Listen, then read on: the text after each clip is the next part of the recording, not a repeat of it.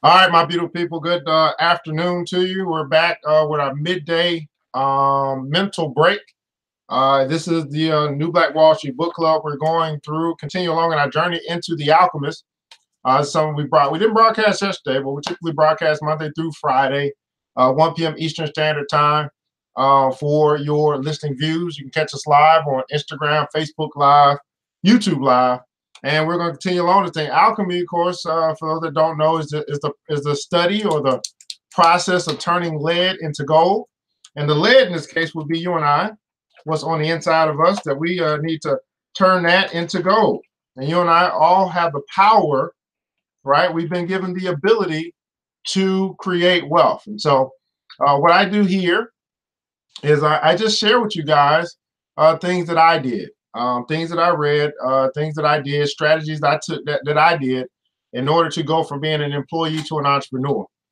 So for those that may be your first time watching, I just decided, I started hearing about all these books that people were reading, all successful people were reading. I decided I was going to read them. And probably like you, I didn't really have the time, but I made the time, right? So at lunchtime, when I was working on a Fortune 500 company, I would just simply take 30 minutes of my lunch to eat for my body, and then 30 minutes to feed my mind and my soul. So I walk outside, take a little stroll, read my book, and guess what? I was the only one that was out there reading a book. I was the only one. And guess what? Most of those people are still at that job they didn't like. And guess what I'm doing? I'm living the life that I want to live. And so just want to be able to share that with you. Go ahead and hit that like button, that share button, let people know that we're here. It's time to get this show on the road. The New Black Wall Street Book Club. Ooh, let's do this. I don't know which one it is. Let's get it.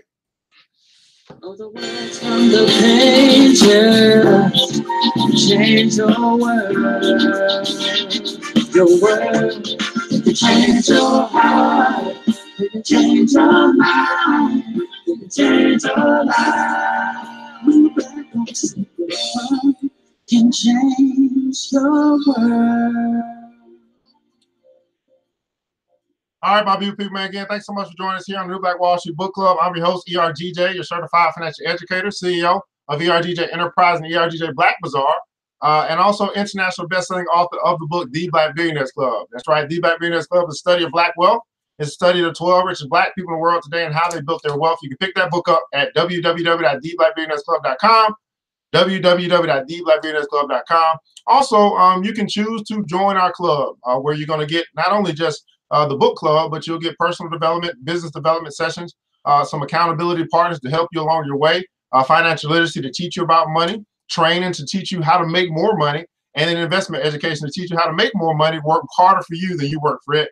All for $10 a month right now. That special is going on. You can choose to join that if you so desire.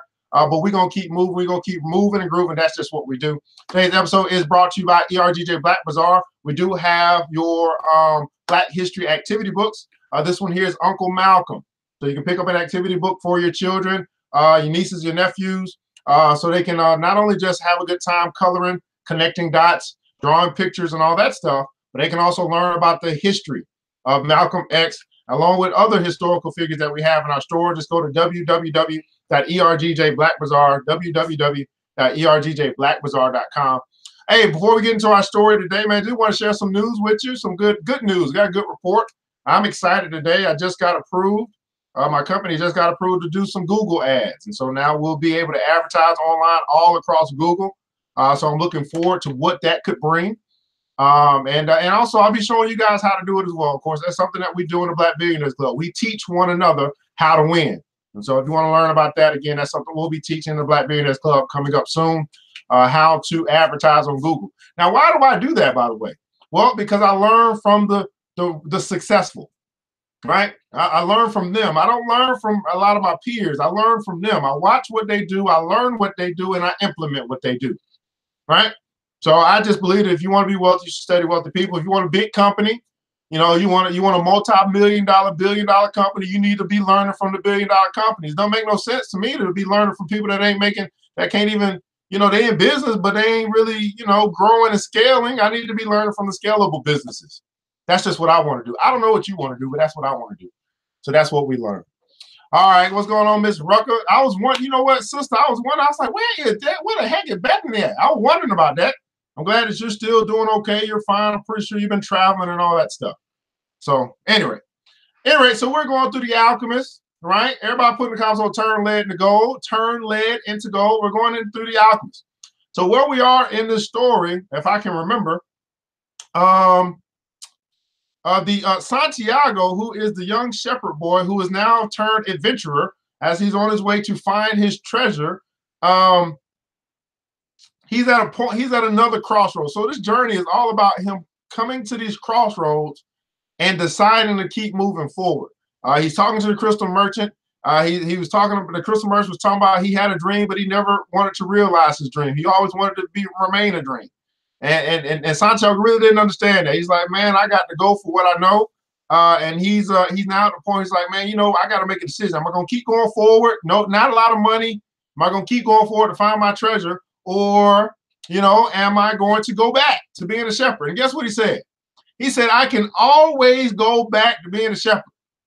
I want you guys to understand that you could always go back. You know, you can always, listen, the stuff that you've learned in the past, the skills that you've acquired, you can always go back. Some of you guys have made some 2 steps forward, but you make 15 steps back because that's comfortable. That's what you know. You can always go back. You can go back to doing what you used to do. You can go back to being who you used to be.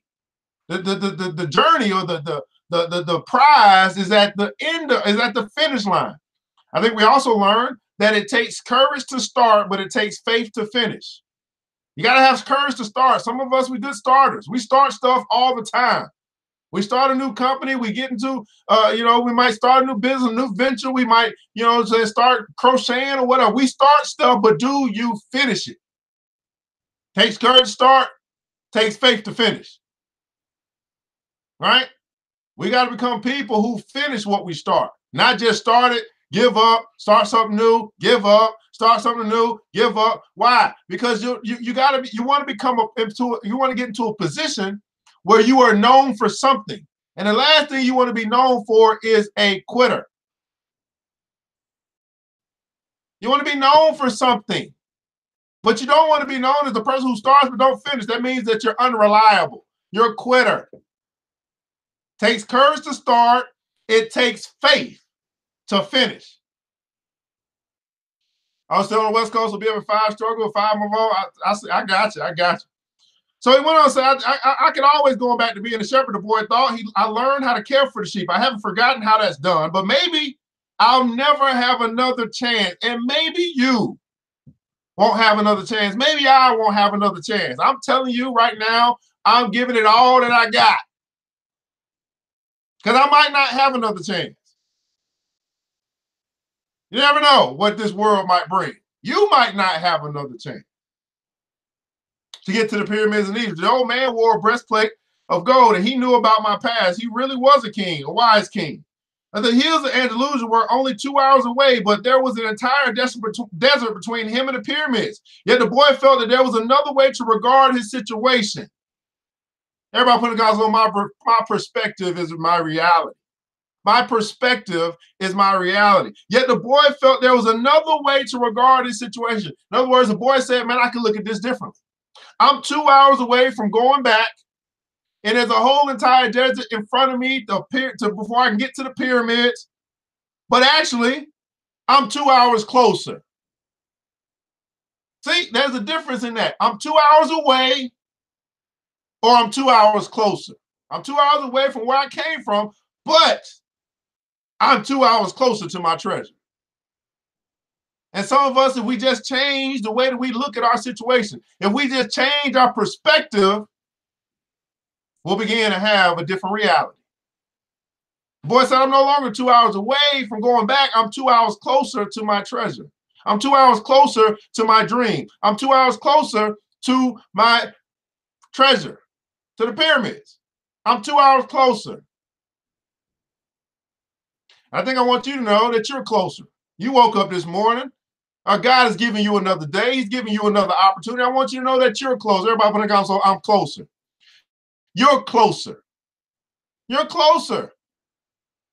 Now, what you do with today, if you try to take a step, you decide to do what you know God has told you to do, if you decide to finish that one task that's in front of you, stop procrastinating, I don't know, you're closer. But see, you got free will. You can choose to do it or not to do it. You can choose to put it off and think you got time, or you can go ahead and knock it out. You're closer. He's actually 2 hours closer to his treasure. The fact that the 2 hours had stretched into an entire year didn't matter. I know why I want to get back to my flock, he thought. I understand the sheep. They're no longer a problem. They can be good friends. On the other hand, I don't know if the desert can be a friend. And it's in the desert that I have to search for my treasure. If I don't find it, I can always go home. I finally have enough money and all the time I need. Here's what he said. Why not? Why not? Why not chase my dream? Why not accomplish my goals? Why not? Why not? Why not get out of debt? Why not read the books? Why not? I said, why not? Got all the reason in the world why I can go back, but why not keep going on this journey? Be an adventurer to find my treasure. Why not turn what's inside of me from lead into gold? Why not? He suddenly felt, listen, he suddenly, as soon as he changed his perspective, he suddenly felt tremendously happy. Suddenly, change of perspective. He changed his reality. Suddenly he felt happy. He wasn't moving at all. Now he was just thinking and perceiving things. He could always go back to being a shepherd. He could always become a crystal salesman again. Maybe the world had other hidden treasures, but he had a dream. And he had met with a king. That doesn't happen to just anyone. He was planning as he left the bar. He had remembered that one of the crystal merchant suppliers transported his crystal by means of caravans that crossed the desert. He held his omens in his hand. Because of the two stones, he was once again on his way to his treasure. I'm always nearby when someone wants to realize their personal legend, said the king. And the king in this story represents God. I'm always nearby. And I believe that's what God is saying to us this morning, or to this afternoon, or today, whatever time it is. I'm always nearby to those who want to realize their personal legend. What would it cost to go over to the supplier's warehouse to find out if the pyramids were really that far away? So now he's like, now he's looking. Now he's back to looking. He's back to adventure mode. Let's keep going. The Englishman was sitting on a bench in a structure that smelled of animals, sweat, and dust. It was part warehouse, part corral. I never thought I'd end up in a place like this, he thought, as he leafed through the pages of a chemical journal. 10 years at the university, and here I am in the corral. But he had to move on. He believed in omens. All his life and all his studies were aimed at finding the one true language of the universe. First, he had studied Esperanto, then the world's religions, and now it was alchemy. He knew how to speak Esperanto. He understood all the major religions well, but he wasn't yet an alchemist. He had unraveled the truths behind important questions, but his studies had taken him to a point beyond which he could not seem to go. He had tried in vain to establish a relationship with an alchemist, but the alchemists were strange people who thought only about themselves and almost always refused to help him. Who knows? Maybe they had failed to discover the secret of the master work, the philosopher's stone, and for this reason kept their knowledge to themselves. He had already spent much of the fortune left to him by his father, fruitlessly seeking the philosopher's stone. He had spent enormous amounts of time at the great libraries of the world and had purchased all the rarest and most important volumes on alchemy. And one he had read that many years ago, a famous Arabian alchemist had visited Europe. It was said that he was more than 200 years old and he had discovered the philosopher's stone and the elixir of life. The Englishman had been profoundly impressed by the story, but he would never have thought it more than just a myth had not a friend of his returning from an archaeological expedition in the desert told him about an Arab that was possessed of exceptional powers. He lives at the Al Fayoum Oasis, his friend had said, and people say that he is 200 years old and is able to transform any metal into gold. The Englishman could not contain his excitement. He canceled all his commitments and pulled together the most important of his books, and now here he was, sitting inside a dusty, smelly warehouse outside a huge caravan being prepared for a crossing of the Sahara, that's the desert, and was scheduled to pass through Al-Fayoum. I'm going to find that damn alchemist, the Englishman thought, and the odor of the animals became a bit more tolerable. A young Arab, also loaded down with baggage, entered and greeted the Englishman. Where are you bound? Asked the young Arab. I'm going back into the desert, the man answered, turning back to his reading. He didn't want any conversation at this point. What he needed to do was review all he had learned over the years, because the alchemist would certainly put him to the test. Young Arab took out a book and began to read. The book was written in Spanish. That's good, thought the Englishman. He spoke Spanish better than Arabic. And if the boy was going to Al-Fayoum, there would be someone to talk to when there was no other important things to do.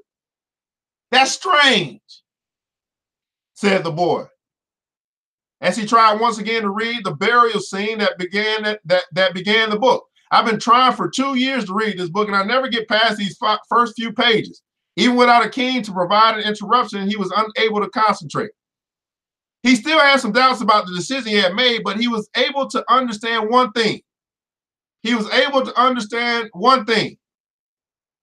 Making a decision was only the beginning of things. Making a decision was only the beginning of things. When someone makes a decision, he is really diving into a strong current that will carry him to places he had never dreamed of when he first made the decision. Making a decision is the beginning of things. Now, I don't know who we might be reading to today, or who might be listening today, or whatever time, day, place, or whatever you might be listening to this. But maybe you just need to start by making a decision. Now, here's the deal. Many people live their entire life not making a decision to take control of their life. They may feel encumbered to the job that they are now working, and now they feel stuck or trapped or whatever. But in essence, all they got to do is make a decision. If that's not where you want to be, make a decision about where you want to go. Here's what I learned in my few years here on this planet. That most people, they know what they don't want. I don't want to work here no more. I don't want this car. I don't want to live here no more. They know what they don't want. I don't want to study this no more. They know what they don't want. But when you ask them what do they want, they find it difficult to make a decision. And I want you to understand that's very dangerous. Why? Because you can spend your whole life running away from what you don't want, and spend none of your life running towards what you do want. In other words, you'll run away from what you hate, but you still haven't figured out what you love. So how can you make a real connection? Let me say that again. You spend a lot of time running away from what you hate.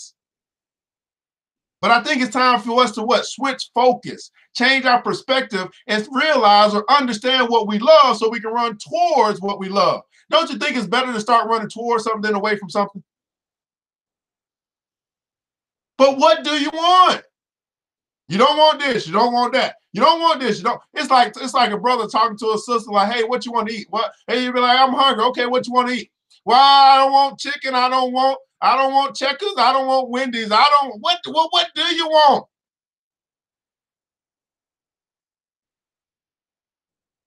We can't sit here all day, without figuring out you hungry, without figuring out, okay, what do you want to eat? Because whatever you want to eat, we can go eat, but we got to figure out what you want. Right? It's the same thing. Isn't this how many of us live our lives? I don't know. I don't want that. I don't want this. I don't want that. I don't want. Okay, what do you want? You ain't figured that out yet. You ain't took the time to figure out what you want.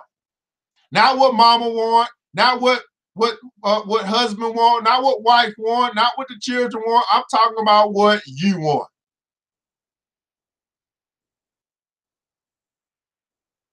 Haven't figured that out yet, huh?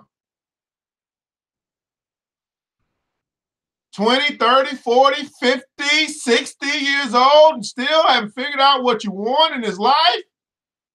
Dangerous. Make a decision. Everybody put in console, make a decision. You got to make a decision. See, I made a decision I wanted to be financially free. I made a decision that I wanted to live a life with no debt. I made that decision and I made it happen. I'm telling you, you can't make it happen until you make a decision. What do you want? What do you want? What do you want?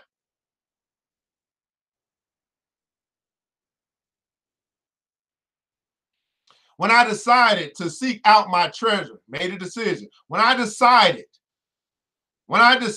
can stop right here. I probably don't need to read anything else today. When the young shepherd, who's now an adventurer, going after his treasure, when he made a decision to seek, to search, to look for, when he made a decision to search for his treasure, I never imagined I'd wind up working in a crystal shop, he thought. And joining this caravan may have been my decision, but where it goes is going to be a mystery to me.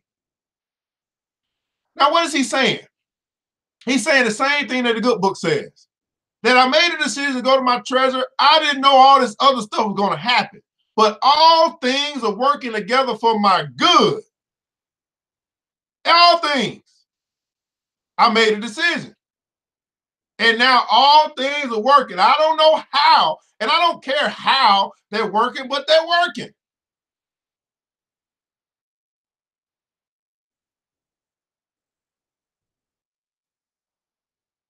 Nearby was the Englishman reading a book. He seemed unfriendly and he looked irritated when the boy had entered. They might even have become friends, but the Englishman closed off the conversation. The boy closed his book. He felt that he didn't want to do anything that might make him look like the Englishman. He took Urim and Thummim, also his 2 stones, from his pocket and began playing with them. The stranger shouted, "Urim and Thummim!" In a flash, the boy put them back in his pocket. "They're not for sale," he said. "Well, they're not worth much," the Englishman answered. "They're only made of rock crystal, and there are millions of rock crystals in the earth. But those who know about such things would know that those are Urim and Thummim. I didn't know that they had them in this part of the world. They were given to me as a present by a king," the boy said. The stranger didn't answer. Instead, he put his hand in his pocket and took out 2 stones that were the same as the boy's. "Did you say a king?" he asked. "I guess you don't believe that a king would talk to someone like me, a shepherd," he said, wanting to end the conversation. Not at all. It was shepherds who were the first to recognize a king that the rest of the world refused to acknowledge. So it's not surprising that kings would talk to shepherds. And he went on, fearing that the boy wouldn't understand what he was talking about. "It's in the Bible, the same book that taught me about Urim and Thummim. These stones were the only form of divination permitted by God. The priest carried them in a golden breastplate." The boy was suddenly happy to be there at the warehouse. "Maybe this is an omen," said the Englishman, half aloud. "Who told you about omens?" The boy's interest was increasing by the moment. Everything in life is an omen. Everything in life is an omen. Everybody put that in comments below. Everything in life is an omen. Now, this is a principle that I teach, and you probably heard me say it before, but success leaves clues. Everything. See, we can't be people who say that all things work together and then we start to pull out some things. No, if it's all things work together for my good, then that means everything, not just some things, not just the things that I think are good, but all things. Even when it don't look good, it still is good because it's working. Which means that it may not be done yet. You might not be able to see the full picture yet because it's working. That's active. That's not past. That's active. All things, everything is working together. So don't separate it. It's working together. Y'all didn't know I knew the Bible like that, huh? Yeah, I'm a learned man. It's in the Bible. Everything in life is an omen, said the Englishman. Now, closing the journal he was reading, there's a universal language understood by everybody, but already forgotten. I'm in search of that universal language, among other things. That's why I'm here. I have to find a man who knows that universal language, an alchemist. The conversation was interrupted by the warehouse boss. You're in luck, you two, the fat Arab said. There's a caravan leaving today for Al Fayoum. But I'm going to Egypt, the boy said. Well, Al Fayoum is in Egypt, said the Arab. What kind of Arab are you? That's a good luck omen, said the Englishman said after the fat Arab had gone out. If I could, I'd write a huge encyclopedia just about the words luck and coincidence. It's with those words that the universal language is written, luck and coincidence. Anybody ever said they sell in their life, and you start going through some things, you're like, what a coincidence. You ever bumped into somebody who you hadn't seen in a while, you bump up into them, and then now you're at the same place, you're like, what a coincidence. Luck. Matter of fact, I went to, I'll tell you, matter of fact, the comments below, maybe you want to share the last time you was lucky. Last time you had a little good luck. You was like, what a coincidence. I'll tell you about mine. That's right. I mean, we got to start sharing some good news around here. So I got invited this past Saturday to come speak at an event. And someone had recommended me to come speak at this event about the book that I wrote, Black Billionaires Club. So I went. And, you know, it was a Black-owned event. There was a pitch competition. They had kids winning money and all this. So I was just like, wow. So then it's time for me to talk. I'm like, man, I want to talk about so much stuff, but they only gave me 15 minutes. How are you going to give me 15 minutes, by the way? Y'all must don't know me. So 15 minutes to talk to the people, of course. I talked to them about the book and, you know, I got a standing ovation, all that stuff. So after the event, all my books sold out, by the way. Sold out of the books. Everybody want me to talk to them. So I got two opportunities that came from that event. One is a brother who owns a television station who wants me to come down. They want me to do a show, and they want to see if we can brand that show and make it successful. So ERGJ may be coming to TV soon. The other opportunity that came out of that event was that there's in February there's going to be a gala.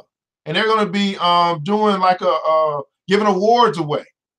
This gala is going to be at Tyler Perry's mansion. And your boy was invited. I'm like, well, that's some good luck.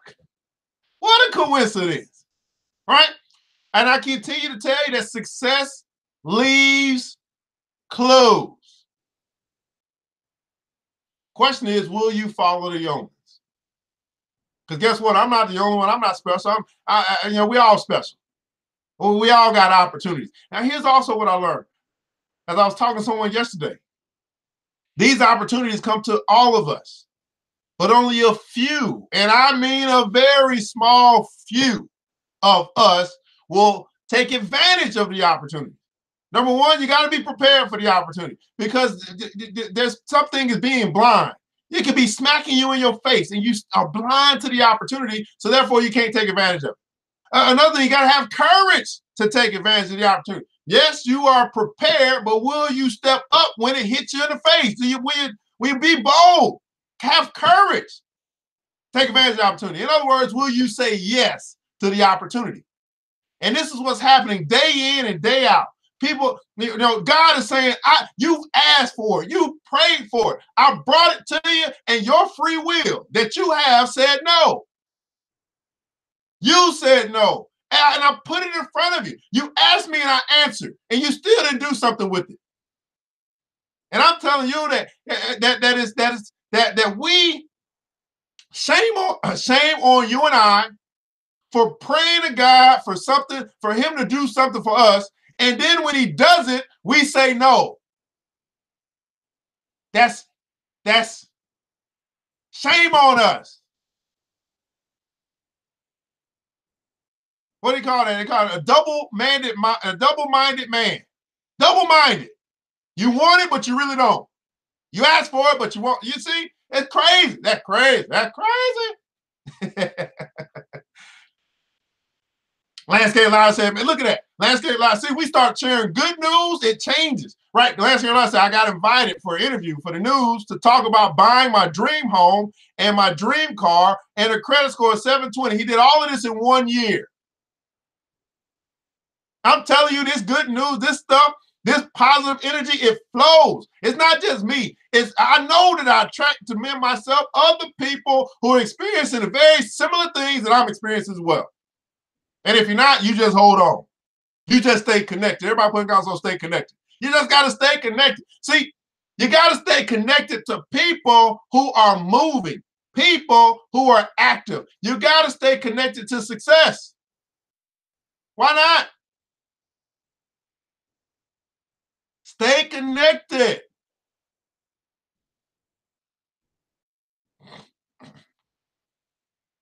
What about you? Anybody else? Got some good news to share. We just had a wonderful weekend. Dr. Martin Luther King and all that stuff. Yeah, but what's happening in your life?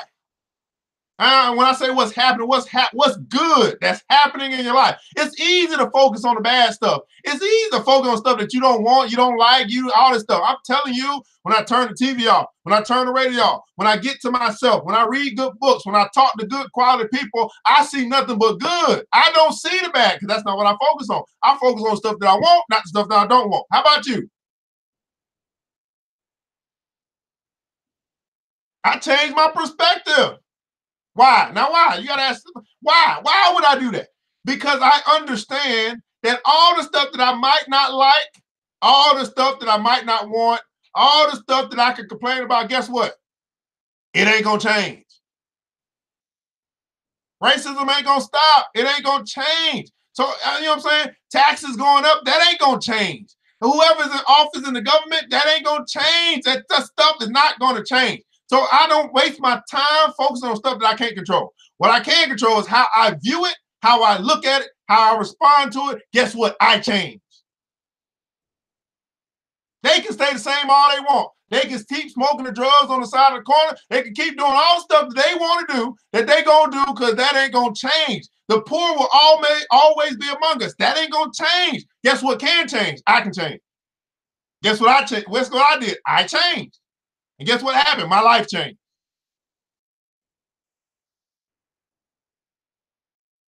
It's a choice. Make the choice to change. And you will find out very quickly that your whole life will change. It's a choice. It's a decision. Matter of fact, I say it's a grown man decision, a grown woman decision. You're an adult, make a decision to change.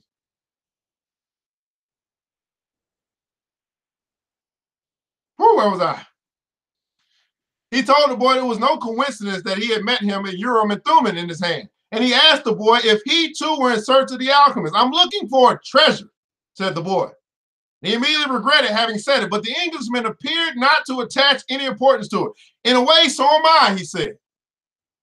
In a way, so am I. I don't even know what alchemy is, the boy was saying, when the warehouse boss called to them to come outside. We're going to stop right there, guys, because I've been rambling. We got to catch up. They're going to be on their way through the desert.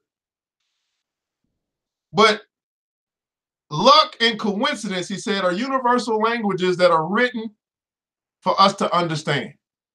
Luck and coincidence. It's not a coincidence. It's not luck. I mean, we can call it that, but that's not what it is. It's that the whole world is working for your good when you've been called according to a purpose. Now, here's the interesting thing. Once you make a decision, you say, this is where I'm going. Once you decide on your goals and you get specific about it, you say, this is what I want to do. This is what I'm looking to accomplish. This is what I'm going to accomplish by this time. You're going to quickly see there's something, and you ain't going to be able to explain it because I can't explain it, that just propels you and helps you. But I want you to understand, you got to make a decision first. In other words, what I'm saying is you have to determine the destination. It's called free will. You have to determine it. You have to say, this is where I'm going. If for me, I'll say, hey, I'm going to get out of debt. Then what I had to do? Okay, well, how much debt am I in? Okay, well, I'm going to get out of this $50,000 in debt, and I'm going to be debt-free. And I had to say that. And I'm going to do it by the end of this year or by 2 years from now, whatever it took. That's specific $50,000 debt-free, gone. I'm telling you what I had to do. I'm telling you what I went through.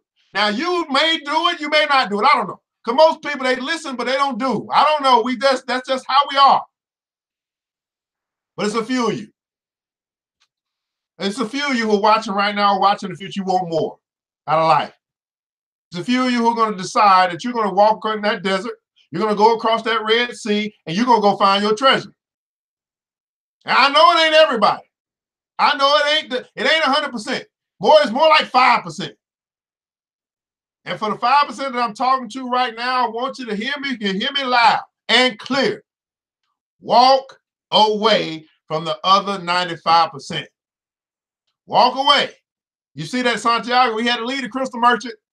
Crystal merchant had a dream, but he didn't want to realize it. That ain't going to work for Santiago. Santiago is an adventurer. He's got to get around other people who want to go find their treasure. And guess what? We can go find treasure together. You know what I'm looking for? I'm looking for treasure hunters.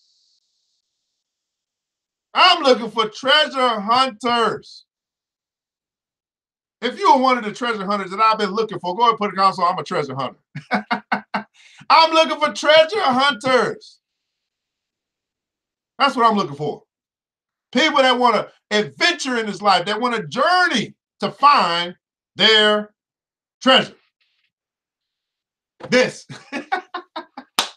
is New Black Wall Street Book Club, guys. I'm excited because I'm reading a book that helped me change my life. And I'm sharing it with you. So I know some of y'all are like, why are you yelling so much? Listen, I got passion. I'm excited. And I get paid to yell. People pay me for this too. You know that, right? Hit that like button, hit that share button, let people know that we're here.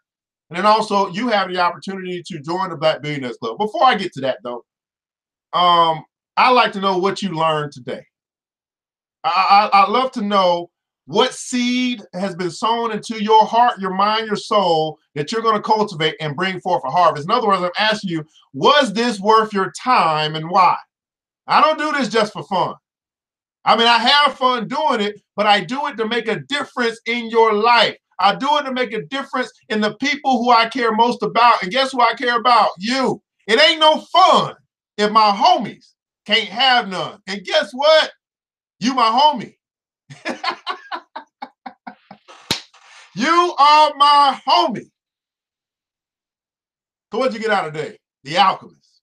As we're reading this journey of this brother named Santiago, shepherd boy, turned into adventurer, turned into a treasure hunter. Jamel Caesar said, man, I'm a treasure hunter. I've been looking for you, brother. Right? Landscape Lowry, my main man out of South Carolina, said, I'm a treasure hunter. Right? My girl Be the Light. You know what I'm saying? Felicia Gardner in the house said, I'm a treasure hunter. I'm searching for treasure. And guess what, guys? When you seek, you will find. It's written in the Bible.